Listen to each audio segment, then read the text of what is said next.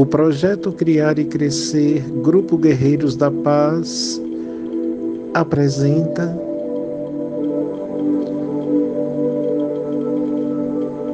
Reflexões Edificantes.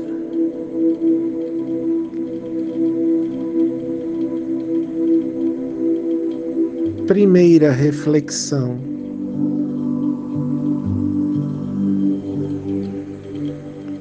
Baseada no livro Jesus no Lar, de Neio Lúcio Espírito, psicografado por Francisco Cândido Xavier, capítulo 2, A Escola das Almas.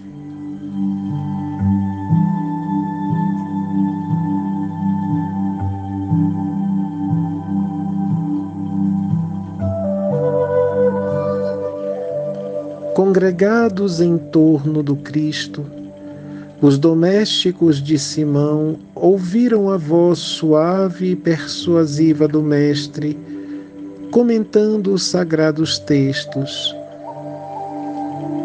Quando a palavra divina terminou a formosa preleção, a sogra de Pedro indagou inquieta: Senhor, afinal de contas, que vem a ser a nossa vida no lar? Contemplou-a ele significativamente, demonstrando a expectativa de mais amplos esclarecimentos, e a matrona acrescentou: iniciamos a tarefa entre flores para encontrarmos depois pesada colheita de espinhos. No começo é a promessa de paz e compreensão. Entretanto, logo após, surgem pedras e dissabores. Reparando que a senhora Galileia se sensibilizara até as lágrimas, Deus-se pressa Jesus em responder: o lar é a escola das almas, o templo onde a sabedoria divina nos habita pouco a pouco, ao grande entendimento da humanidade. E sorrindo, perguntou: que fazes inicialmente às lentilhas antes de servi-las à refeição? A interpelada respondeu titubeante: naturalmente, Senhor, cabe-me lavá-las e levá-las ao fogo para que se façam suficientemente cozidas. Depois, devo temperá-las, tornando-as agradáveis ao sabor. Pretenderias também, porventura, servir pão cru à mesa? De modo algum, tornou a velha humilde. Antes de entregá-lo ao consumo caseiro, compete-me guardá-lo no calor do forno. Sem essa medida, o divino amigo então considerou: há também um banquete festivo na vida celestial, onde nossos sentimentos devem servir à glória do Pai. O lar, na maioria das vezes, é o candinho santo ou o forno preparador.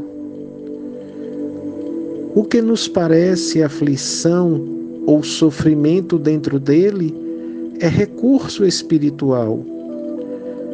O coração, acordado para a vontade do Senhor, retira as mais luminosas bênçãos de suas lutas renovadoras, porque somente aí, de encontro uns com os outros, examinando aspirações e tendências que não são nossas, observando defeitos alheios e suportando-os, aprendemos a desfazer as próprias imperfeições. Nunca notou a rapidez da existência de um homem? A vida carnal é idêntica à flor da erva. Pela manhã, emite perfume. À noite, desaparece.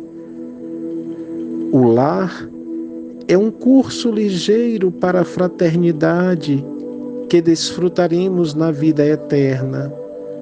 Sofrimentos e conflitos naturais em seu círculo são lições. A sogra de Simão escutou atenciosa e ponderou: Senhor, há criaturas, porém, que lutam e sofrem, no entanto, jamais aprendem. O Cristo pousou na interlocutora os olhos muito lúcidos e tornou a indagar: que fazes das lentilhas endurecidas que não cedem à ação do fogo? Sem dúvida, atiro-as ao montouro, porque feririam a boca do comensal descuidado e confiante. Ocorre o mesmo, terminou o mestre, com a alma rebelde às sugestões edificantes do lar.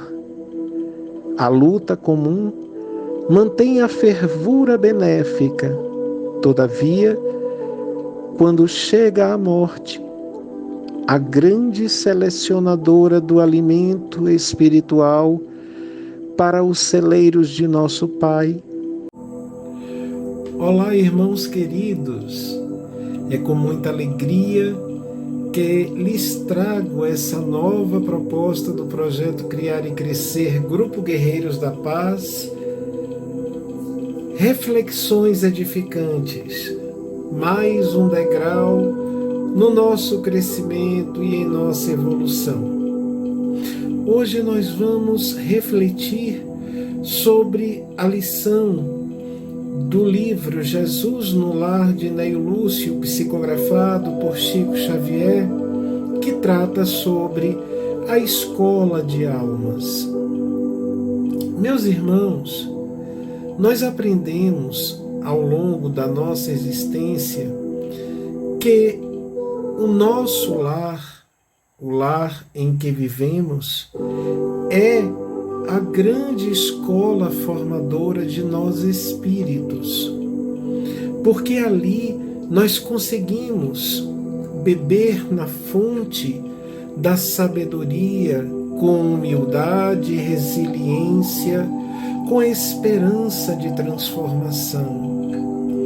De certo, os enfrentamentos que nós temos ao longo da nossa existência, sobretudo nos lares que vivem em conflitos, nos lares em desarmonia, são chamados ao nosso crescimento, que exigem uma força extrema, exigem uma capacidade de indulgência, de resiliência, de compreensão e boa vontade, passando por cima tantas vezes dos nossos impulsos, dos nossos instintos. Mas, se bem notarmos, meus irmãos, é ali que nós conseguimos experienciar desafios que são salvadores para nós, para que consigamos lapidar as arestas que carregamos conosco, para que consigamos fazer diferente em nossa caminhada, para que sejamos mais cheios de compreensão e, em verdade, mais sábios e praticantes dos ensinamentos que nos traz Jesus.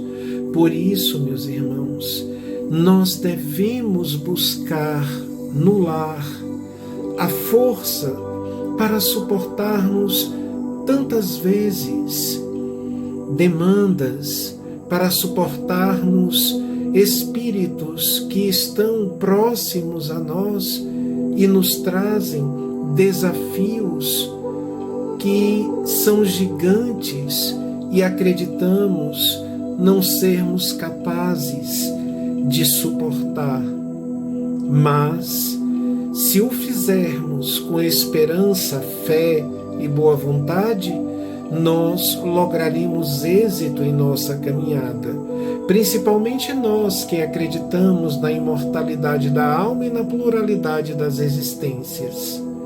E isso não pressupõe que nós nos submetamos a circunstâncias que ferem os princípios éticos da convivência humana ou que atendam aos absurdos da natureza animalizada do ser. Dessa maneira, nós devemos compreender aqueles que assim agem, ou se nós agimos assim um dia, com muita capacidade de perdão e de resiliência, muita capacidade de harmonia e de indulgência. Porque se assim não fizermos, nós estaremos corroborando para o aumento desse ciclo vicioso de odiosidade, de aversão e de antipatia. Se necessário for o nosso afastamento, que o façamos com amor, com piedade, com compaixão. Mas o tanto que pudermos suportar, transformando, buscando auxiliar aqueles espíritos menos adiantados com os exemplos do nosso comportamento, façamos com louvor, porque aos olhos de Deus seremos sempre dignos de adentrarmos a sua casa e sentarmos à sua mesa para ceiar. Dessa maneira, meus irmãos, aqueles que se encontram em uma circunstância de dificuldade ali em seu lar, busquem a capacidade de compreensão, hajam sobretudo com o silêncio, porque tantas vezes não são as palavras que vão mudar, e sim as ações, os exemplos passados. E se assim o fizermos, a convivência no lar será uma escola transformadora de almas. Paz e luz, meus irmãos.